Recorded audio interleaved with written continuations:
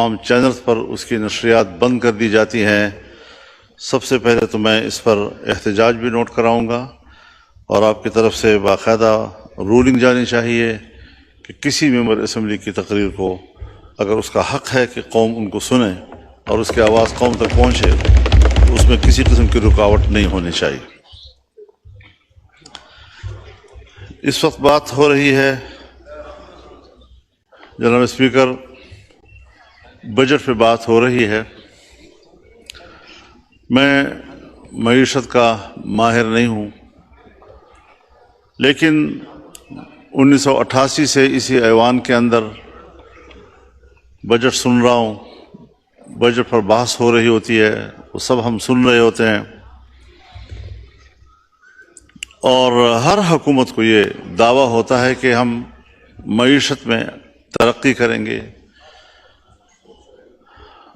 اپنے پیش کیے ہوئے بجٹ کو ہر گورنمنٹ پاکستان دوست، عوام دوست، معیشت کی طرف ایک کامیاب قدم قرار دیتے ہیں، لیکن اگر ہم گزشتہ 15-20 سالوں سے اپنی معیشت کا تجزیہ کریں، کیا ہم مجموعی طور پر نیچے آ رہے ہیں یا ہم مجموعی طور پر اوپر جا رہے ہیں؟ بدقسمتی سے ہم نے اس ملک میں وہ بجٹ بھی دیکھے ہیں جب ہمارا جی ڈی پی گروتھ منفی پہ چلا گیا تھا،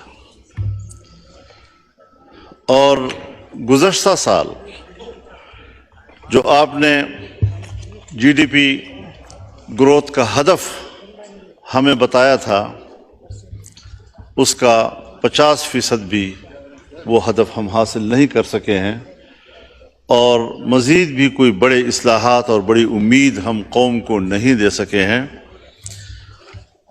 جناب اسپیکر، ہم اخبارات پڑھتے ہیں، ہم الیکٹرانک میڈیا پر لوگوں کے تجزیے سنتے ہیں، مختلف مجالس میں ہم لوگوں کے ساتھ بیٹھ کر جب بجٹ کو ڈسکس کرتے ہیں تو میرا مشاہدہ یہ ہے کہ کسی ایک گوشے سے بھی اس بجٹ کی کوئی تحسین نہیں کی گئی، اور ہر طرف سے اس پر تنقید کی گئی ہے، اس کو کمزور بجٹ قرار دیا گیا ہے۔ اب آپ میرے اس مشاہدے کے بعد مجھ سے یہ توقع کیسے رکھیں گے کہ میں اس بجٹ کی تحسین کروں، اس سے امیدیں وابستہ کروں، اس کو ملک کی معیشت کے لیے کوئی پیش رفت سمجھوں، بہتری کی طرف اس کو پیش رفت سمجھوں؟ تو ظاہر ہے کہ جو عمومی رائے سامنے آ رہی ہے وہ اس بجٹ کے حوالے سے کوئی حوصلہ افزا نہیں ہے، بلکہ مسلسل تنقید پر مشتمل اس قسم کی چیزیں سامنے آ رہی ہیں۔ جناب اسپیکر، کسی بھی ملک کی معیشت کے لیے ضروری ہے کہ اس کو پرامن ماحول ملے۔ ہمارے ملک میں 9/11 کے بعد ہم مسلسل میدان کارزار بنے ہوئے ہیں، اور لڑائیاں ہیں، قتل و غارت گری ہے، جو کسی زمانے میں جرم تصور کیا جاتا تھا۔ کتنی بدقسمتی کی بات ہے کہ آج وہ ہمارے کلچر کا حصہ بن گیا ہے، اور سرے سے محسوس ہی نہیں کیا جا رہا کہ یہاں بد امنی ہے، یہاں لوگ محفوظ نہیں ہے۔ جتنے باعزت لوگ جن کو کم از کم اپنے صوبے میں میں جانتا ہوں یا بلوچستان میں میں جانتا ہوں، کوئی باعزت انسان بھتے دیے بغیر اب زندہ نہیں رہ سکتا۔ یہ ہماری حالت ہو گئی ہے۔ پارلیمنٹ ہے تو ہندوستان نے ہمارے اوپر حملہ کیا۔ ہندوستان ہر لحاظ سے ہم سے 10 سے 15 گنا زیادہ طاقتور اور بڑا ہے۔ دفاعی لحاظ سے بھی ہماری اور ان کی نسبت تقریباً یہی ہے، لیکن پاکستان نے جس جرأت کے ساتھ اس کا دفاع کیا، اس کے ڈیفنس سسٹم کو ناکارہ بنایا. جن جہازوں اور جن پائلٹوں پر ان کو غرور تھا، پاکستان نے ان کے غرور کو زمین بوس کر دیا. یہ سب کچھ دیکھا اور ہر طرف سے داد تحسین ملی ہماری دفاعی قوت کو. یعنی اس کا معنی یہ ہے کہ اگر ہماری دفاعی قوت اپنی آئینی اور پیشہ ورانہ ذمہ داریوں کو پورا کرتی ہے اور خود کو وہاں تک محدود رکھتی ہے، قوم کل بھی ان کے ساتھ کھڑی تھی، قوم آج بھی اس کے ساتھ کھڑی ہوگی. لیکن سوالات دو ہیں. کیا ہماری اسٹیبلشمنٹ اپنی ذمہ داریوں تک محدود ہے؟ کیا دفاع کے علاوہ ملک کی سیاست کو وہ کنٹرول نہیں کر رہے؟ کیا ہماری پارلیمنٹ کو وہ کنٹرول نہیں کر رہے؟ اگر وہ نہ چاہیں،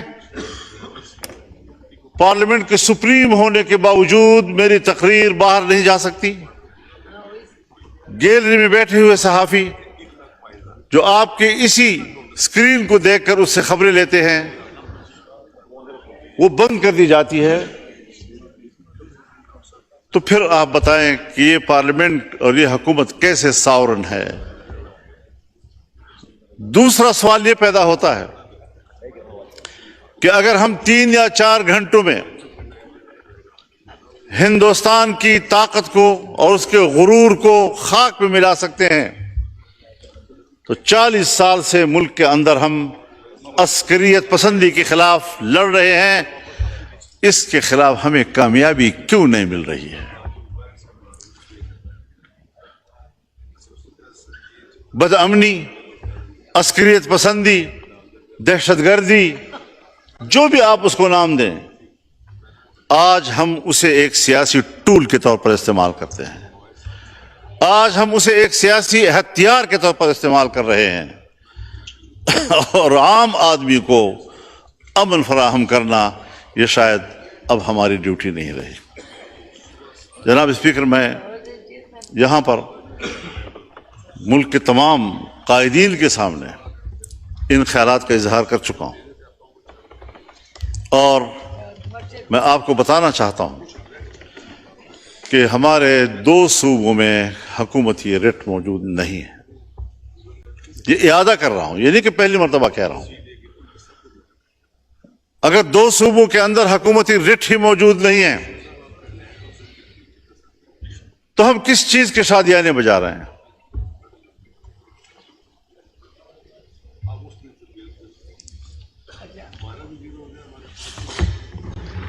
ہم اپنے ملک میں بھی محفوظ نہیں ہیں اور دنیائے اسلام بھی محفوظ نہیں ہے.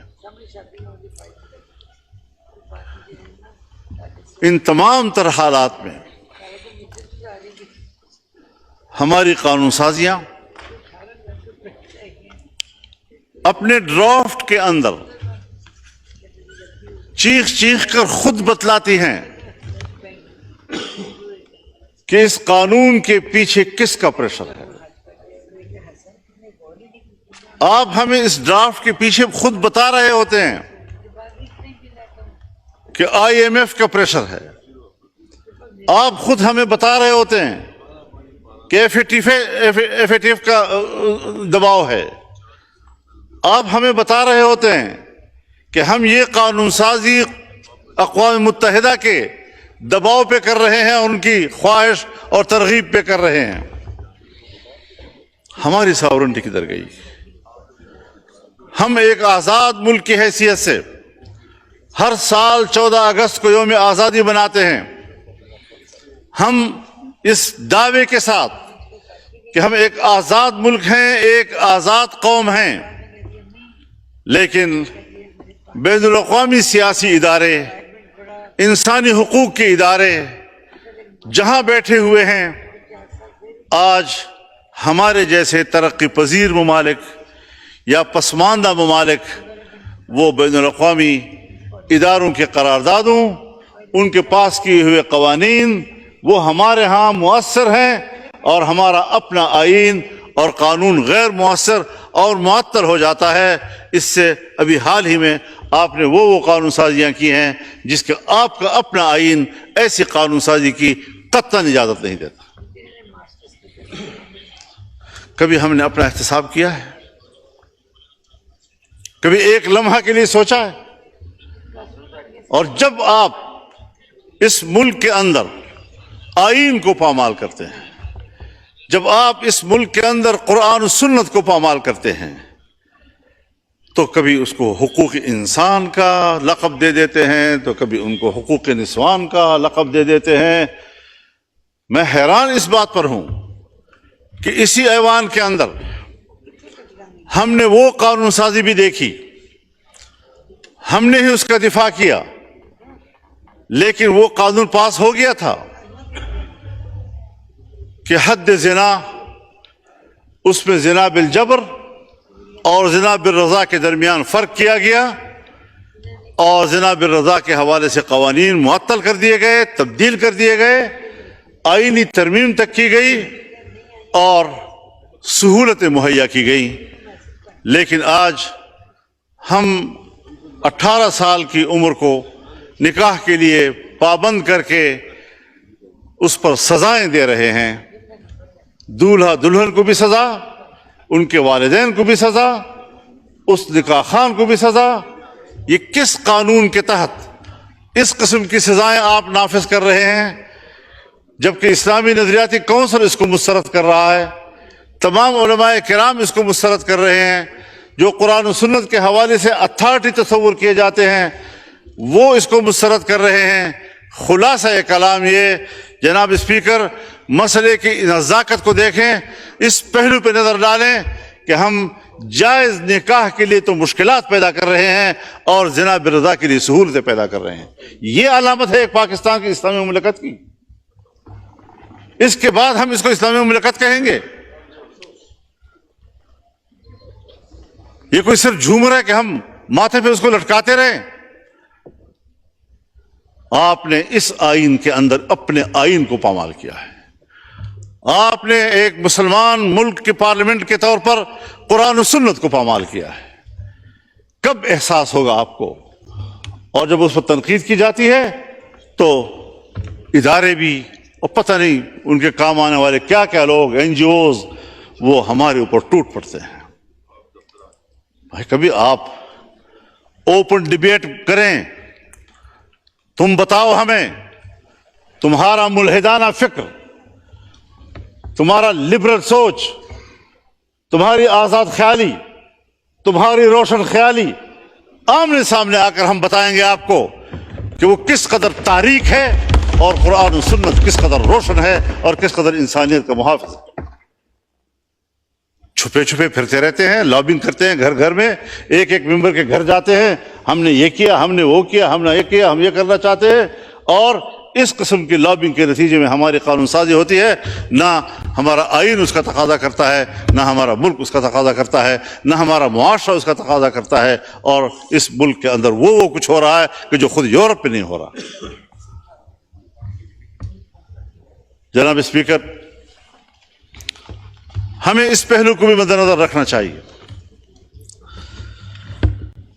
کہ آج پھر ایک دفعہ ہم بارود اور میزائل اور بمباریوں کے نشانے پہ ہیں۔ ہم نے بہت خون دے دیا ہے، ہماری قوم بہت قربانیاں دے چکی ہیں، ہمیں فوج کی قربانیوں کا احترام ہے، لیکن قوم نے جو قربانیاں دی ہیں، نہت تھی قوم نے کہ ہم ان کا دفاع نہیں کر سکتے، ہمارے پاس صلاحیت و استعداد ہی نہیں ہے۔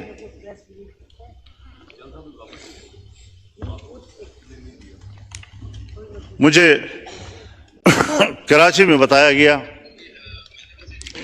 کہ عین عید کے روز دو سالہ بچے اغوا کر لیے گئے،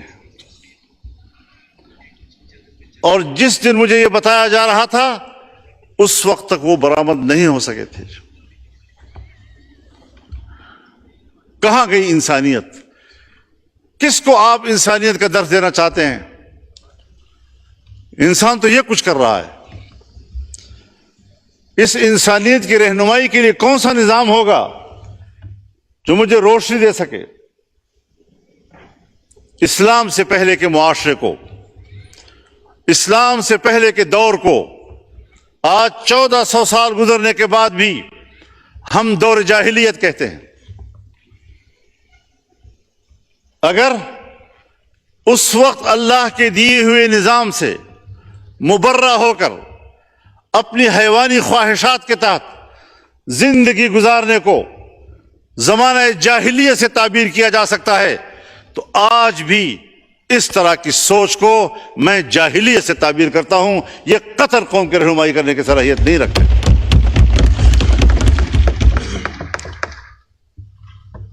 آپ ہم سے چاہتے کیا ہیں؟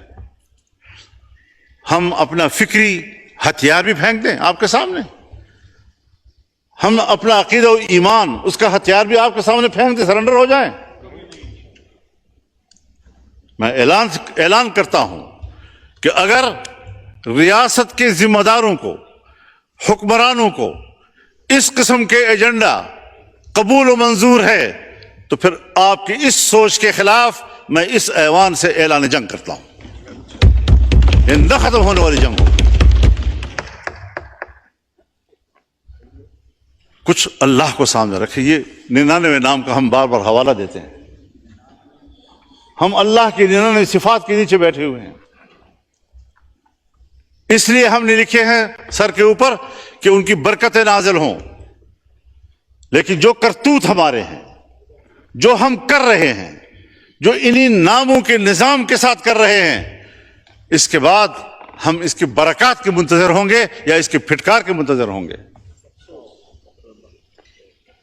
کچھ تو احساس ذمہ داری ہونا چاہیے کہ ہم کدھر جا رہے ہیں۔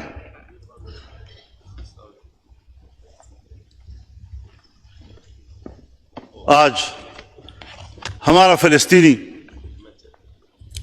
60,000 سے زیادہ شہید ہو چکا ہے،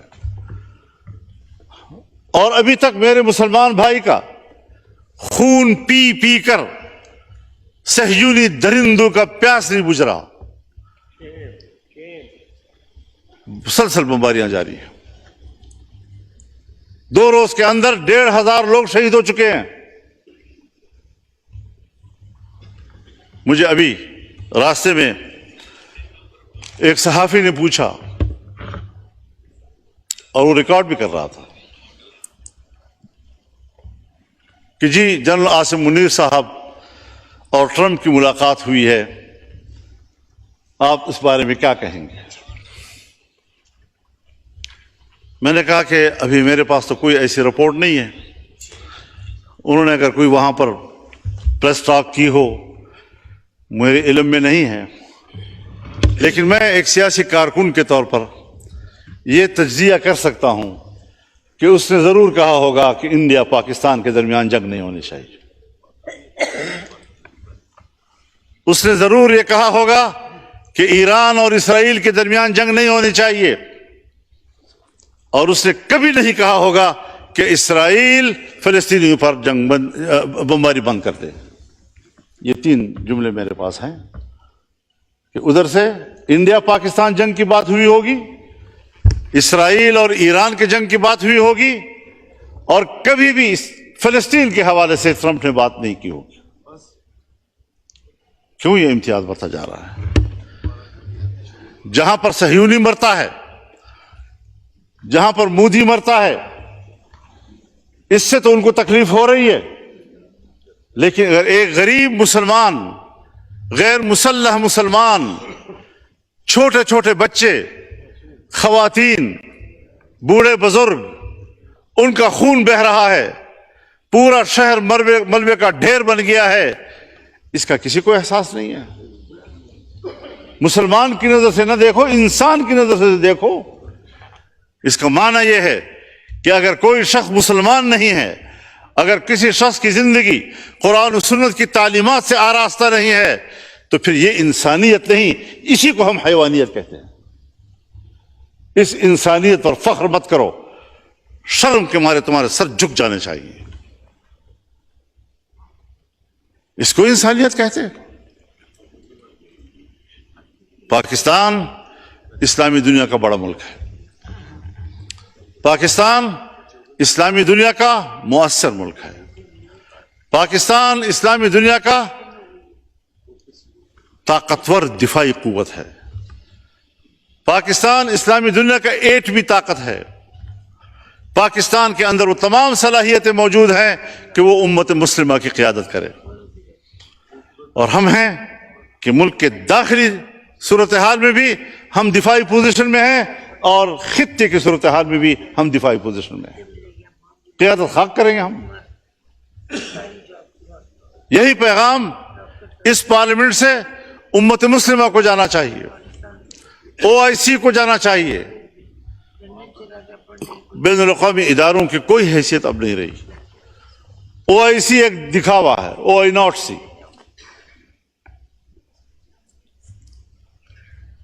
سلامتی کونسل 5 بڑے ممالک، ترقی یافتہ ممالک کی منوپلی ہے۔ پورا اقوام متحدہ اور جنرل اسمبلی امریکہ کی لونڈی ہے۔ جب وہ چاہیں ہماری سیاست پر بھی قبضہ کر لیں، ہم سے قانون سازی کا حق بھی چھین لیں، ہم ان کے دباؤ پر قانون سازیاں کرتے رہیں، معیشت ان کی خواہشات کے تابع کریں۔ اور یہ جو بجٹ پیش کیا گیا ہے، اگر وزیر خزانہ صاحب موجود ہوتے تو میں ان کی موجودگی میں یہ کہتا کہ وزیر خزانہ صاحب، یہ بجٹ آپ نے تیار نہیں کیا، یہ IMF نے تیار کیا ہے اور آپ نے پڑھ کر سنایا ہے۔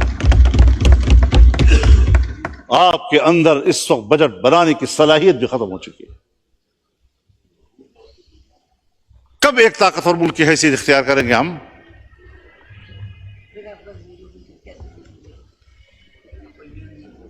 ایران اگر اسرائیل کو جواب دے رہا ہے تو ایران کے ہاتھ روکے جاتے ہیں۔ اگر پاکستان انڈیا کو جواب دیتا ہے تو پاکستان کے ہاتھ روکے جاتے ہیں۔ لیکن اگر وہ مسلمانوں کا قتل عام کر رہا ہے تو ان کو کھلی چھٹی دی جاتی ہے۔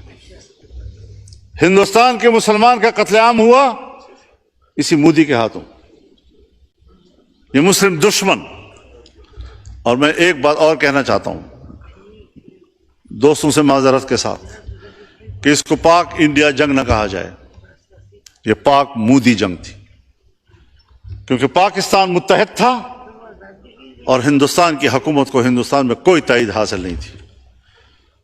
وہ اکیلے ہندوتوا کارڈ کھیل رہا تھا، اور ایک سرکار پاکستان پہ حملہ کر رہی تھی، اس کی اپوزیشن نے بھی ساتھ نہیں دیا، وہاں کی اقلیت نے بھی ساتھ نہیں دیا، وہاں کے سکھ نے بھی ساتھ نہیں دیا، وہاں کے مسلمان نے بھی ساتھ نہیں دیا۔ تو یہ صرف مودی کی جنگ تھی۔ تو جو اکیلے جنگ لڑے گا اور قوم ساتھ نہیں ہوگی تو یہ انجام ہوگا، اور اگر یہاں پر قوم ساتھ ہوگی، ان کی پشت پہ کھڑی ہوگی، تو پھر یہ بہادری ہوگی، داد ملے گی۔ جب آپ بنگال میں لڑ رہے تھے تو قوم آپ کے ساتھ نہیں تھی، تو نتیجہ کیا نکلا؟ آج آپ لڑے اور قوم آپ کے ساتھ تھی تو نتائج کیا سامنے آئے؟ لیکن ہمیں خطے کی سیاست میں اس کے اچھے نتائج حاصل کرنے کی اسٹریٹجی بنانی ہوگی، سوچ سمجھ کر بنانی ہوگی۔ ہمیں خطے میں ایران کو اعتماد میں لینا ہوگا۔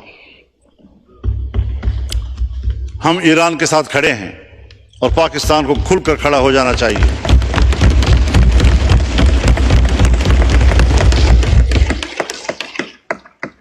ہمیں کھل کر اہل غزہ کے ساتھ، فلسطینیوں کے ساتھ کھڑے ہو جانا چاہیے۔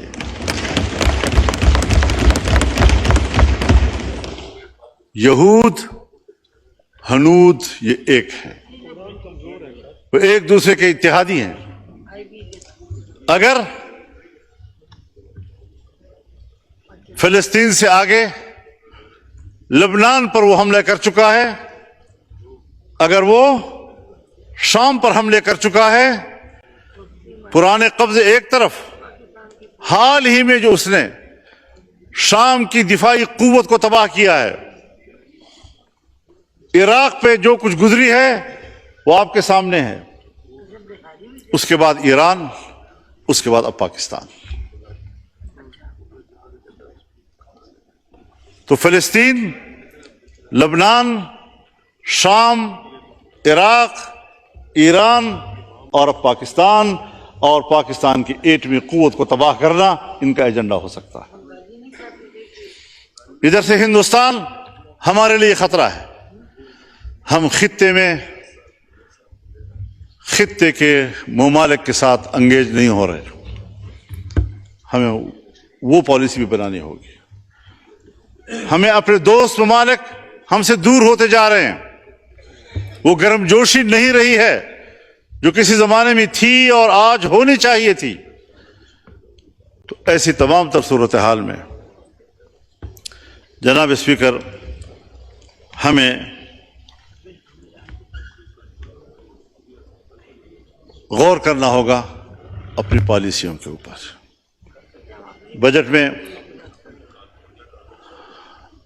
ممبران اپنے حلقوں کی بات بھی کرتے ہیں، اپنے علاقوں کی بات بھی کرتے ہیں۔ جناب وزیر اعظم نے ہمارے علاقوں میں جن منصوبوں کا خود افتتاح کیا تھا، آج اسی وزیر اعظم نے اپنے افتتاح کیے ہوئے منصوبوں کے فنڈ روک دیے ہیں۔ اب بتاؤ کس سے امید رکھیں؟ تو اللہ کے حاکمیت کے نیچے اس کی نیابت تو ہم کر رہے ہیں، ہمارے حکمران کر رہے ہیں۔ اسے کہتے ہیں اللہ کی نیابت، کہ ہم قانون پاس کریں آئین کے تحت پابند کے قرآن و سنت کے تابع، لیکن قانون سازی کرتے ہیں ہم اقوام متحدہ کے تابع، قانون سازی کرتے ہیں ہم IMF کے تابع، اور پھر ہماری بیوروکریسی میں ایسے لوگ ہیں جو میں نے خود سنے ہیں کہ جی اگر آپ ان کی بات نہیں مانیں گے تو ریاست ختم ہو جائے گی۔ اب جب میرے ملک کو چلانے والے لوگ، ان کی خودداری، ان کا اعتماد، اس کی حالت یہ ہے کہ اس پر فاتحہ پڑھا جائے، ختم ہو چکی ہے، یہ لوگ میرے ملک کو چلائیں گے؟ 25 کروڑ کے عوام کے اس ملک کو یہ لوگ چلائیں گے؟ جناب والا، اس ملک میں انقلاب چاہیے۔ روایتی سیاست کا دور اب ختم ہو چکا ہے۔ عوام کو بیدار کرو، اس پہ شعور پیدا کرو، تاکہ وہ اپنے مسائل کے لیے خود آواز بلند کر سکے۔ تو یہ چند گزارشات تھی۔ میں نے کچھ اگر وقت زیادہ لے لیا ہے کوئی بات تو اس کی سزا کسی دوسرے میرے کلیگ کو نہ دینا۔ نہیں انشاءاللہ اللہ کرے کہ ہم اپنی روش پہ نظر ثانی کریں، ملک کے اندر جمہوری اقدار کو بحال کریں، سیاست دانوں کے ساتھ انتقامی رویہ نہ رکھیں، اور ایک انصاف پر مبنی نظام ہونا چاہیے۔ معیشت قوت کے استعمال سے بہتر نہیں ہوگی، معیشت قوم کو انصاف مہیا کرنے سے ہو سکتی ہے، اس کے بغیر نہیں۔